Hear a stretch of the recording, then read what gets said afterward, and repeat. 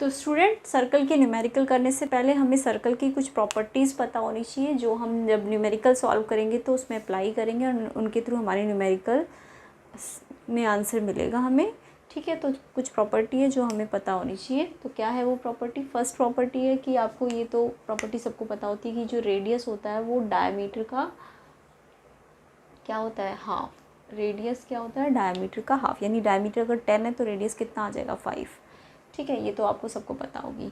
Next जो इसमें property है कि अगर डायमीटर के थ्रू कोई एंगल बन रहा है, डायमीटर के थ्रू कोई एंगल बन रहा है और वो सर्कल पर बनना चाहिए, ऑन द सर्कल, वो एंगल ऑन द सर्कल होना चाहिए, अंदर नहीं बनना चाहिए, सर्कल पर बनना चाहिए। किससे बनना चाहिए? डायमीटर से। तो अगर डायमीटर से कोई एंगल बन रहा है ऑन द सर्कल तो वो एंगल जो होगा ADB वो कितना होगा? 90 डिग्री। ठीक है, यानी कि एंगल ऑन सेमी सर्कल, जो भी सेमी सर्कल पे एंगल होगा, angle on semi circle is 90 degree. ये इसका रीज़न है। तो या थ्योरम है इससे रिलेटेड कि एंगल ऑन सेमी सर्कल कितना होता है? 90 डिग्री। नेक्स्ट है, ये सेम आर्क से अगर एक एंगल सेंटर पे बनेगा और एक एंगल सर्कल पर बनेगा, एक एंगल सेंटर पे बनेगा सेम आर्क से और सेम आर्क से एक एंगल सेंटर पर बनेगा, तो ये जो ये सेंटर वाला एंगल है, angle AOB, angle AOB, ACB, अब देखिए बड़ा और ये छोटा है ना, तो ये एंगल इस छोटे एंगल का क्या होगा? डबल। तो जो सेम आर्क पे एंगल बनते हैं, एक सेंटर पे और एक सर्कल पे, एक सेंटर पर और एक सर्कल पर, सर्कल के अंदर नहीं होना चाहिए, सर्कल पर होना चाहिए, ऑन द सर्कल। तो ये जो सेंटर वाला एंगल है ये सर्कल ऑन द सर्कल वाले एंगल पर का डबल होता है। ठीक है, बट अगर सेम आर्क से दोनों ही एंगल्स कहाँ पे बन रहे हो? On the circle, on the circle. जैसे इसमें तो एक सेंटर पे था और एक सर्कल पे था सेम आर्क से, इसमें सेम आर्क से ये वाला एंगल भी सर्कल पर है, ये देखिए सर्कल पे है, और ये वाला एंगल भी किस पे है? सर्कल पर है। तो ये एंगल 1 और एंगल 2 क्या हो जाएंगे? Equal. Angle on same arc, angle on same arc on the circle are equal. ठीक है, तो ये प्रॉपर्टी लगानी है आपको। नेक्स्ट जो है, अगर किसी भी सर्कल पे कोई क्वाड्रिलेटरल बन रहा है, सर्कल पे क्वाड्रिलेटरल बन रहा है और वो सर्कल को टच करना, मतलब ऑन द सर्कल बनना चाहिए, वो क्वाड्रिलेटरल सर्कल के इसके जितने भी वर्टेक्स है ना ऑन द सर्कल होने चाहिए। तो सच टाइप ऑफ क्वाड्रिलेटरल को हम साइक्लिक क्वाड्रिलेटरल कहते हैं। क्या कहते हैं? Cyclic quadrilateral, cyclic quadrilateral. ठीक है, ऐसा क्वाड्रिलेटरल जिसके वर्टेक्स ऑन द सर्कल हो, कोई भी वर्टेक्स इनसाइड या आउटसाइड नहीं जाना चाहिए, सारे वर्टेक्स कहाँ होने चाहिए? On the circle. तो ऐसे क्वाड्रिलेटरल को हम साइक्लिक कहते हैं। साइक्लिक की एक प्रॉपर्टी होती है कि इसके जो एंगल्स अपोजिट एंगल्स होते हैं ना, यानी एंगल A और एंगल C, इनका सम 180 होता है। सेम B और D का सम भी कितना होता है? 180। तो साइक्लिक क्वाड्रिलेटरल अगर सर्कल पे बन रहा है, यानी जिसके वर्टेक्स ऑन द सर्कल होने चाहिए, तो उसके में ये प्रॉपर्टी लगा देनी है आपको।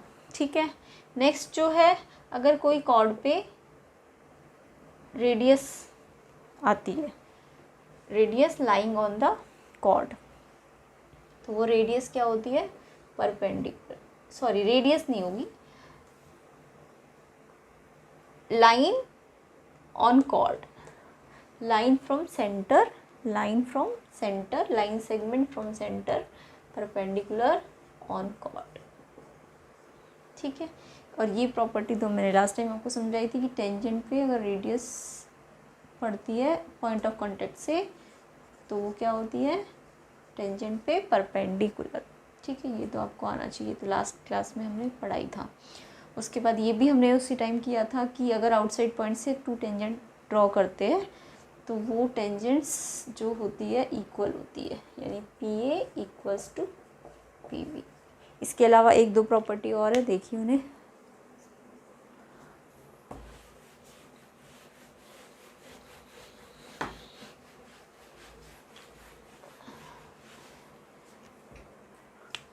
जैसे ये सर्कल है, अगर इस आउटसाइड पॉइंट से 2 टेंजेंट आपने क्रिएट करी,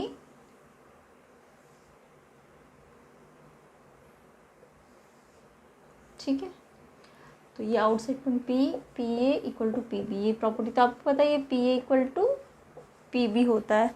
और लास्ट क्लास में मैंने आपको ये बताया था कि अगर ये रेडियस पॉइंट ऑफ कांटेक्ट को टच करे, ये वाली रेडियस भी, तो ये भी 90 डिग्री होगा और ये भी 90, जो ये वाली थ्योरम है। तो अगर ये भी 90 एंड ये भी 90, और आपको ये क्या दिख रहा है, ये क्या बन गया, एक ए ओ बी पी, ये क्या है, एक क्वाड्रिलेटरल है। तो क्वाड्रिलेटरल में क्या प्रॉपर्टी होती है कि इसके जितने भी एंगल्स है उनका सम 360 होता है। तो अगर ये 90 एंड ये 90 हो चुके हैं, तो ये जो बचे हुए एंगल है, ये वाला और ये वाला, यानी कि एंगल ए ओ बी जो सेंटर पे बन रहा है प्लस जो टेंजेंट बना रही है ए पी बी, इनका सम भी कितना आ जाएगा 180। और ये कहाँ से आया, क्योंकि क्वाड्रिलेटरल का जो 4 एंगल्स का सम होता है वो 360, जिसमें से ये भी 90 हो गया, ये भी 90 हो गया, तो ये बचे हुए एंगल्स जो होंगे इनका सम कितना हो जाएगा 180। इसमें एक और प्रॉपर्टी लग सकती है, अगर हम इसे जोड़ दें तो ये हमने पढ़ा था कि ये ट्रायंगल 1 ट्रायंगल 2 के क्या हो जाता है, कॉन्ग्रेंट। तो ट्रायंगल 1 अगर ट्रायंगल 2 के कॉन्ग्रेंट है तो ये जो एंगल 1 है ये एंगल 2 के क्या हो जाएगा, इक्वल। तो एंगल 1 किसके इक्वल हो जाएगा, एंगल 2 के। यानी कि ये जो ए पी बी एंगल है ना, ये एंगल 1, ये जो एंगल 1 है ना या एंगल 2 है, वो पूरे ए पी बी का क्या हो जाएगा, हाफ। सिमिलरली ये भी angle C P C T से इक्वल हो जाएंगे। मान लो ये 3 है, ये 4 है, तो 3 किसके इक्वल हो जाएगा, 4 के। देखो इससे 3 रिजल्ट आते हैं इस ट्राइंगल के थ्रू, एक तो ये सी पी सी टी से इक्वल हो जाता है, एक ये सी पी सी टी से इक्वल हो जाता है जब ट्राइंगल कॉन्ग्रेंट कर देते हैं, एंड ये भी सी पी सी टी से इक्वल हो जाता है। तो जब 1 2 के इक्वल है तो 1 और 2 किससे बने, इसमें बने ना, तो ये ए पी बी का क्या हो जाएंगे, हाफ। ऐसी 3 4 ये किससे बने, इस वाले एंगल से, तो ये पूरे ए ओ बी का क्या हो जाएंगे, हाफ। तो अगर आपको एंगल 1 पता है तो आप ए पी बी फाइंड कर सकते हैं डबल करके, या फिर आपको ए पी बी पता है तो आप एंगल 1 कैसे फाइंड कर लेंगे, हाफ करके। ऐसे ही अगर आपको ए ओ बी पता चल गया है तो आप ये वाला एंगल 3 कैसे फाइंड कर लेंगे, उसका हाफ करके। या फिर आपको एंगल 3 पता चल गया है तो आप ए ओ बी कैसे फाइंड कर लेंगे, उसका डबल करके। यानी छोटा एंगल फाइंड करना है तो जब छोटा एंगल फाइंड करना है तो हाफ कर दीजिए बड़े एंगल का, और जब बड़ा एंगल फाइंड करना है तो छोटे एंगल का आप क्या कर देंगे, हाफ। ठीक है, नहीं क्या बोला, जब छोटा एंगल फाइंड करना है तो बड़े एंगल का हाफ करना, और जब बड़ा एंगल फाइंड करना हो तो छोटे एंगल का डबल करना। ठीक है, तो ये आपको बहुत जगह पे न्यूमेरिकल्स में ये चीज़ें यूज़ होंगी, तो इसको ध्यान रखना है। फिर नेक्स्ट क्लास में हम इसके न्यूमेरिकल्स करेंगे, तो आपको ये ध्यान से पढ़ना है। जितनी भी प्रॉपर्टी बताई है तो 5 6 7 प्रॉपर्टीज़ हो चुकी है इसकी, और भी जब क्वेश्चंस के अंदर आएगी तो हम उसमें स्टडी कर लेंगे कि क्या क्या प्रॉपर्टी हमें अपने न्यूमेरिकल्स पे अप्लाई करनी है।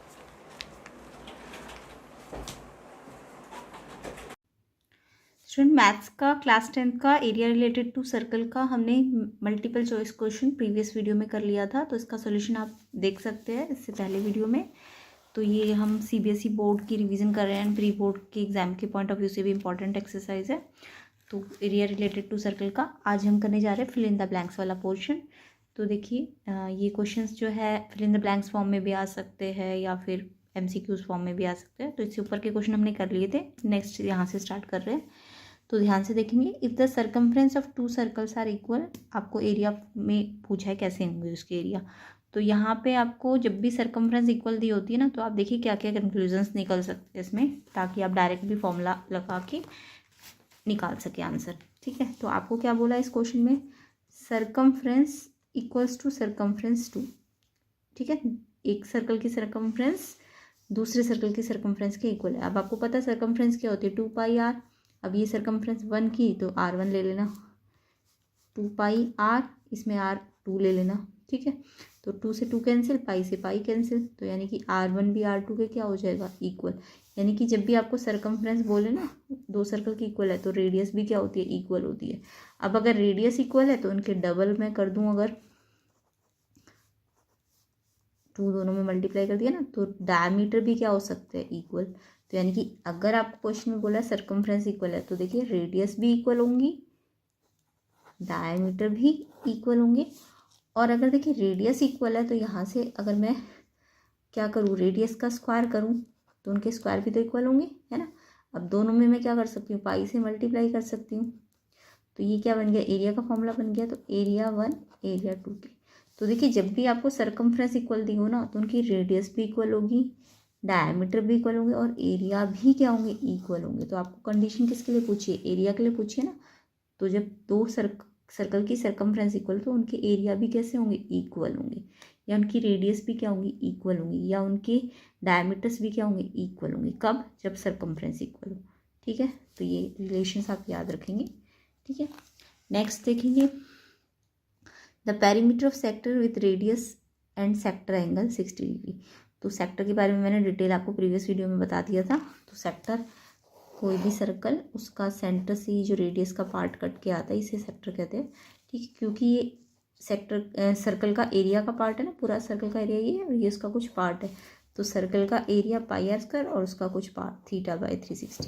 तो ये हमारा होता है एरिया ऑफ सेक्टर। ठीक है, इसका रिलेशन मैंने लेंथ ऑफ आर्क के साथ आपको इससे प्रीवियस वीडियो में बताया था कि एरिया ऑफ सेक्टर LR/2 होता है। ठीक है, एरिया का लेंथ ऑफ आर्क के साथ, ये लेंथ ऑफ आर्क होती है, ये जो है लेंथ ऑफ आर्क है, और ये पूरा क्या है, ये पूरा एरिया ऑफ सेक्टर है। तो एरिया ऑफ सेक्टर LR/2 होता है। ठीक है, तो ये रिलेशन भी आप याद रखना। तो फिलहाल इस क्वेश्चन में एरिया ऑफ सेक्टर का आपको एरिया नहीं बोला, सॉरी, सेक्टर का पेरीमीटर बोला है। ये तो एरिया ऑफ सेक्टर का फॉर्मूला है। ठीक है, पेरीमीटर ऑफ सेक्टर का फॉर्मूला क्या होता है, देखिए अगर ये एक सेक्टर है तो इसमें क्या क्या है, पेरीमीटर मतलब इसकी बाउंड्री में क्या क्या है, एक तो रेडियस है, ये रेडियस है, और ये क्या होती है, लेंथ ऑफ आर्क। अगर एरिया बोले तो ये फॉर्मूला लगाना, बट अगर पेरीमीटर ऑफ सेक्टर बोले तो आपको क्या फॉर्मूला लगाना है, ये मैंने डिटेल में आपको प्रीवियस वीडियो में बता दिया था, L+2R। L+2R, L क्या होता है, L आपका सरकमफ्रेंस का पार्ट होता है। पूरी सरकमफ्रेंस क्या होती है, 2πr, उसका कुछ पार्ट θ/360 प्लस का 2R।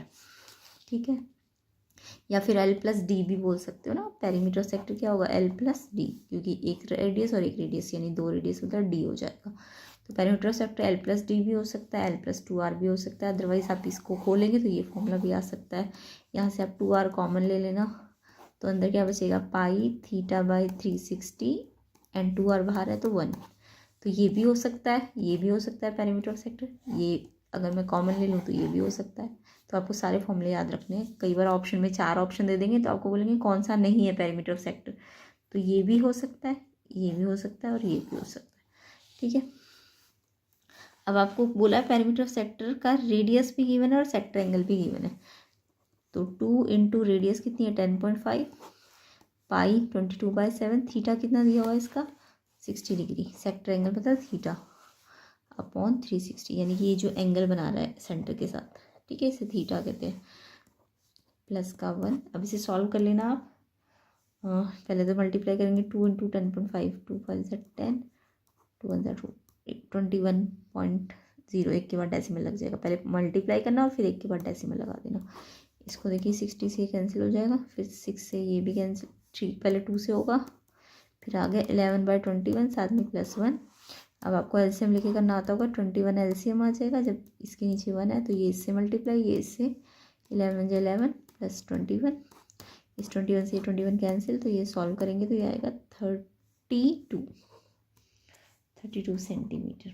ठीक है, तो आप सिंपल है, ये फॉर्मूला लगा देना, L+2R। पहले L चाहे तो आप निकाल लेना, फिर 2R इसमें प्लस कर देना। ठीक है, या फिर कॉमन लेके मैंने सॉल्व कर दिया, तो आप इसे ऐसे भी सॉल्व कर सकते हो। अदरवाइज सिंपल आप यहाँ पे भी पूरी वैल्यूज रख सकते थे, 2 इंटू 22/7, रेडियस कितनी है 10.5, थीटा कितना है 60/360 प्लस 2 इंटू 10.5। तो यहाँ पे रख के भी आप सॉल्व कर सकते थे। ठीक है, तो ये मैंने कुछ रिलेशन बता दिया आपको एरिया ऑफ सेक्टर का लेंथ ऑफ आर्क के साथ। ये एक्स्ट्रा है तो ये आप MCQs में यूज़ कर सकते हैं। ठीक है, एरिया ऑफ सेक्टर बोलेंगे तो ये फॉर्मूला लगाना, बट पेरीमीटर ऑफ सेक्टर बोलेंगे तो ये वाला फॉर्मूला लगाना। नेक्स्ट देखेंगे the area of 2 circle are in the ratio then ratio of their circumference. ये क्वेश्चन भी बहुत बार आता है, CBSE के सैम्पल पेपर में पूछा गया इस टाइप का क्वेश्चन। तो देखिए एरिया का रेशियो गिवन है और आपको सर्कमफ्रेंस का रेशियो निकालना है। कैसे करेंगे इस क्वेश्चन को,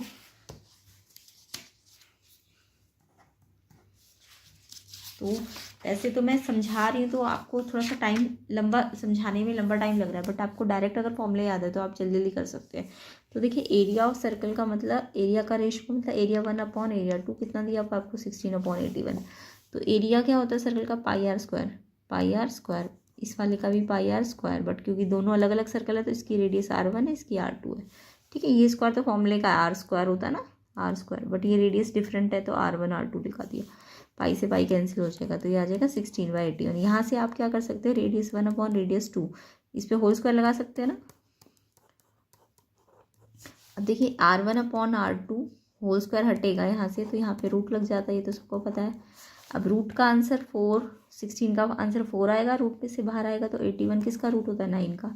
अब रूट जब भी खुलता है ना तो आंसर प्लस माइनस दोनों में आता है, ये याद रखना। अगर यहाँ x होता ना तो आपका आंसर प्लस में भी आता और माइनस में भी आता, बट रेडियस है क्योंकि तो सिर्फ आपको आंसर प्लस में लेना है, माइनस में नहीं लेना। ठीक है, तो ये 4/9 आ गया इन रेडियस का रेशियो। तो अगर क्वेश्चन में आपको एरिया का रेशियो दिया हो और रेडियस का पूछा जाए तो इसका स्क्वायर रूट कर देना। इन शॉर्ट अगर बोला जाए तो एरिया का रेशियो दिया हो और रेडियस का रेशियो निकालना हो तो आपको कुछ नहीं करना, इस पर रूट कर देना है।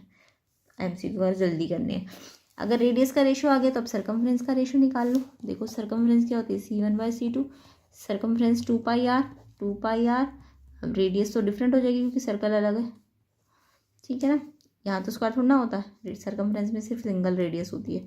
अब देखिए 2 से 2, पाई से पाई कैंसिल, तो रेडियस 1 और रेडियस 2 का रेशियो भी निकाला तो था 4/9, तो 4:9। यानी कि आपको याद रखना है जब भी एरिया का रेशियो दिया हो और आपको क्या निकालना हो सर्कमफ्रेंस का रेशियो, तो आपको एरिया के रेशियो का कुछ नहीं करना, स्क्वायर रूट करना है।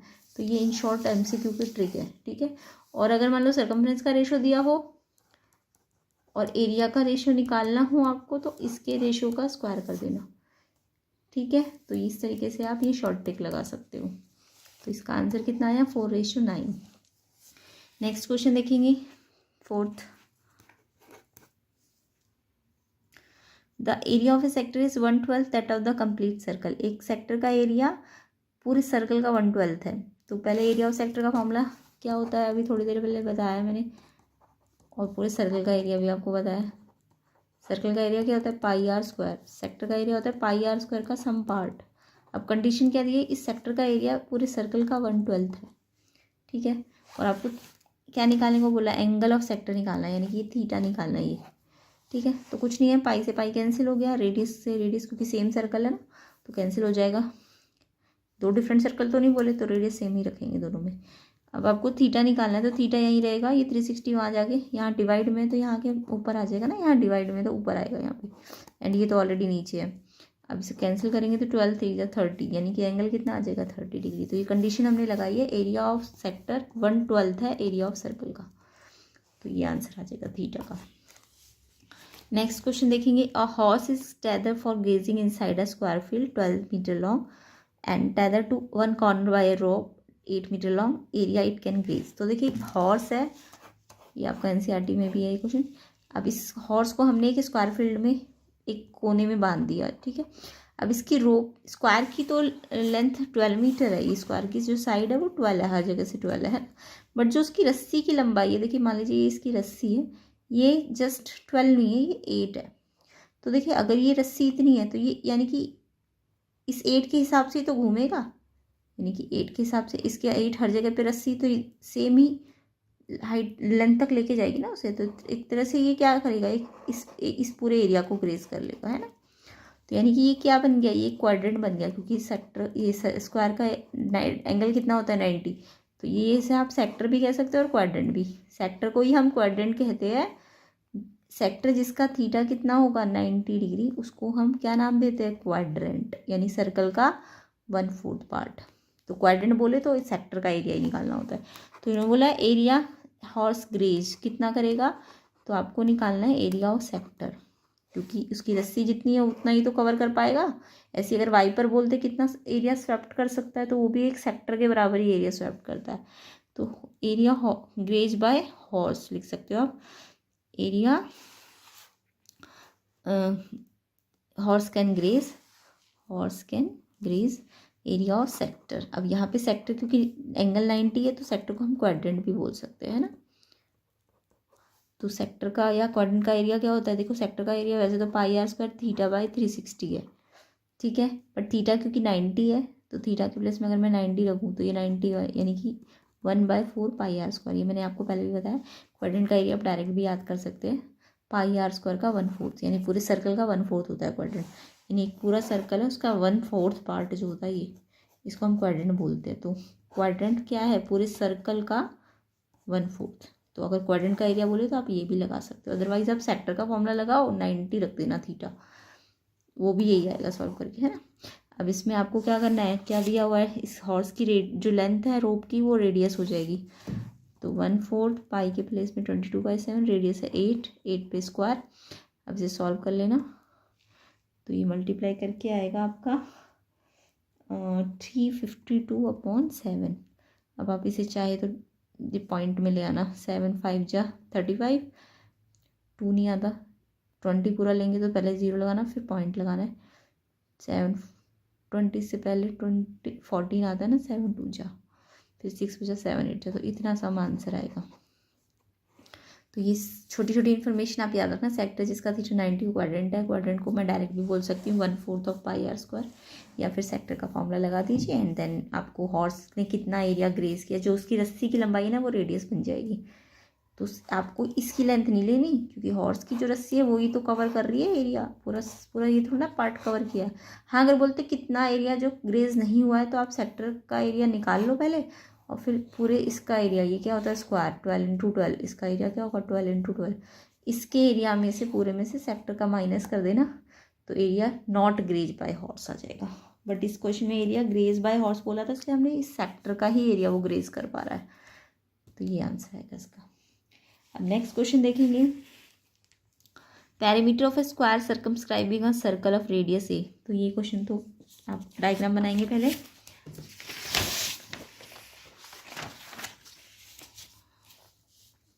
तो आपको क्या बोला है, पैरीमीटर ऑफ ए स्क्वायर निकालना है जो कहाँ है, सर्कमस्क्राइब अ सर्कल, यानी कि सर्कल के चारों ओर है। तो सर्कल अंदर है, सर्कमस्क्राइब है तो यानी कि स्क्वायर बाहर है, ठीक है। अगर इंस्क्राइब बोलते तो स्क्वायर अंदर होता, बट सर्कमस्क्राइब है तो वो स्क्वायर सर्कमस्क्राइब कर रहा है ना सर्कल को, तो सर्कल अंदर होगा। अब आपको बोला है कि इस स्क्वायर का पेरीमीटर निकालना है ये, तो इसके पेरीमीटर के लिए मुझे इसकी साइड पता होनी चाहिए। अब साइड इन्होंने बोल दिया कि ये सर्कमस्क्राइब कर रहा है एक सर्कल जिसकी रेडियस ये है, तो देखिए इस स्क्वायर की ये वाली साइड जो है ये इसके डायमीटर के तो इक्वल है, साइड जो है डायमीटर के इक्वल है। तो अगर रेडियस ए है तो ए और ए डायमीटर कितना हो जाएगा इसका 2a, और ये डायमीटर ही तो इस स्क्वायर की क्या होगी, साइड होगी ना, साइड ऑफ स्क्वायर। तो साइड ऑफ स्क्वायर आपको पता चल गई। अब आप इसका पेरीमीटर निकाल लीजिए, स्क्वायर का क्या होता है, ये तो सबको पता होगा, 4 × साइड, 4 × साइड, साइड अभी मैंने निकाली 2a, तो ये आ जाएगा 8a, ठीक है। तो ये इन्फॉर्मेशन आपको बतानी चाहिए कि जो इसका डायमीटर है वो इसका साइड बन जाएगा। या आपको साइड दी होती तो इसकी रेडियस कैसे निकालते हैं, अगर मान लो साइड दी होती तो साइड तो डायमीटर के इक्वल है ना, तो रेडियस कैसे निकलती, डायमीटर 2r, तो साइड, तो रेडियस हो जाती साइड का हाफ। तो आप चाहे तो डायमीटर से साइड निकाल लीजिए, या फिर साइड से क्या निकाल सकते हैं, रेडियस भी तो निकाल सकते हैं, है ना। तो ये रिलेशन याद रखेंगे।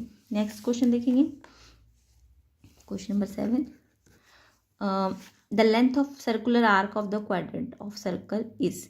अभी आपको ना क्वाड्रेंट का पेरीमीटर नहीं बोला, जस्ट आपको जो क्वाड्रेंट से रिलेटेड आर्क है उसकी लेंथ निकालनी है। तो देखो क्वाड्रेंट मैंने अभी थोड़ी देर पहले बताया आपको सेक्टर होता है, बट ऐसा सेक्टर जिसका एंगल कितना होगा 90 डिग्री।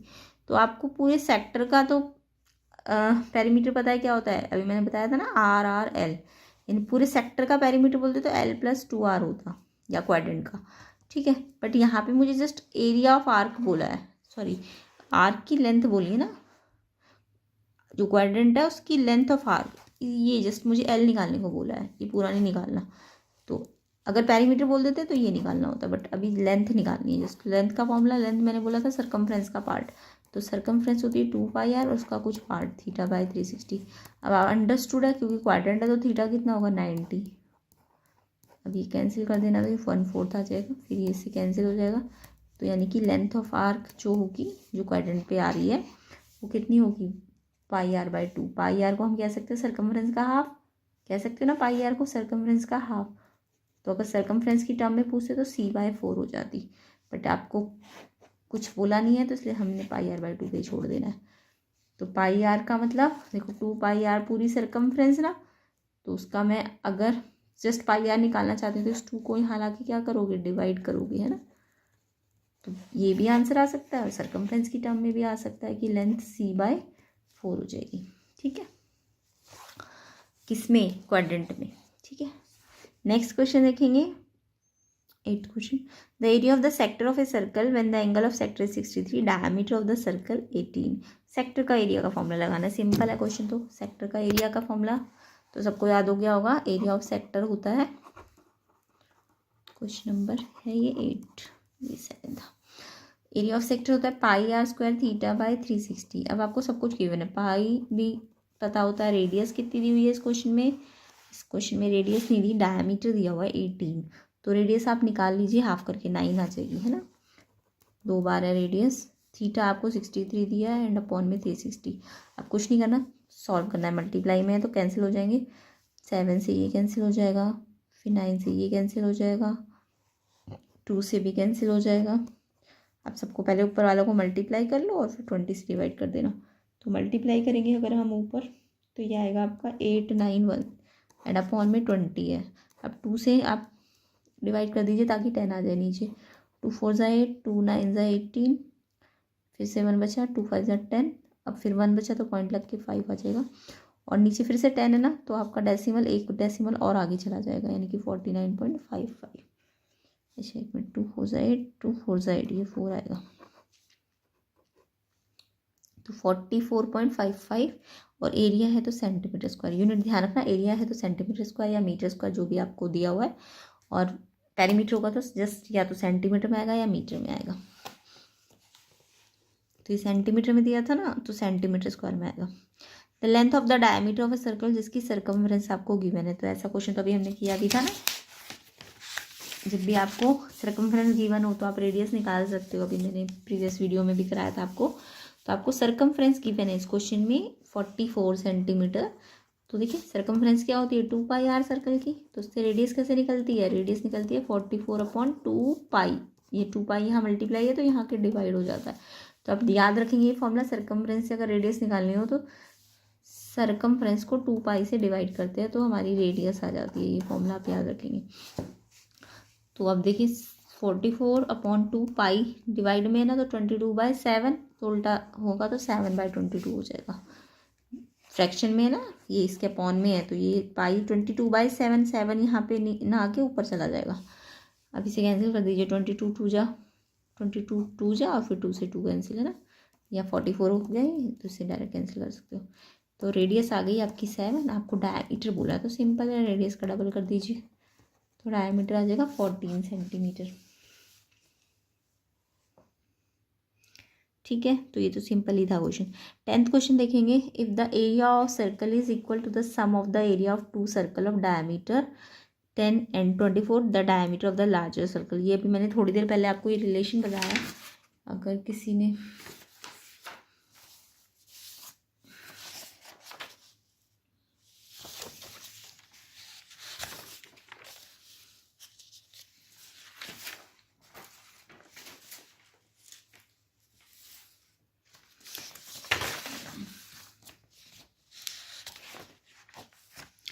देखिए ये वाली प्रीवियस वीडियो अगर देख रखी है आपने, इससे पहले वाली जो एरिया ऑफ रिलेटेड सर्कल की थी जिसमें एमसीक्यूज किए थे हमने, वहाँ पे मैंने एक रिलेशन बताया था, जब भी एरिया बड़े सर्कल का सम ऑफ 2 सर्कल्स का एरिया का होता है, ठीक है। Area of a circle equals to sum of 2 circles area.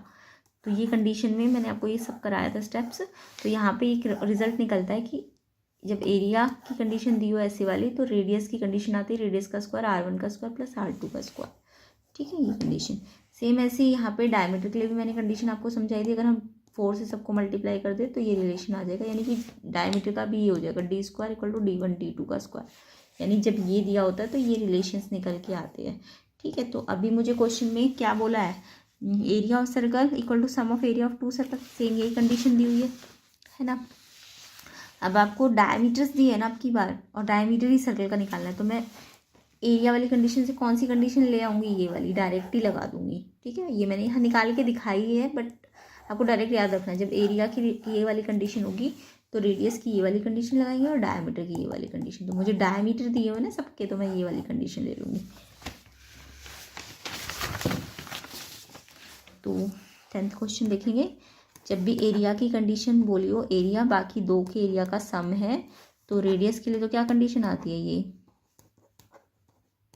R1 का स्क्वायर प्लस R2 का स्क्वायर। बट डायमीटर दिया है क्वेश्चन में, तो बड़े वाले का जो भी सर्कल बड़ा सर्कल है उसका डायमीटर छोटे सर्कल्स के डायमीटर के स्क्वायर के सम के इक्वल आ जाएगा। तो ये तीनों कंडीशन आपको याद रखनी है। ये कंडीशन तब आती है जब ये कंडीशन आपको दी होती है, ठीक है।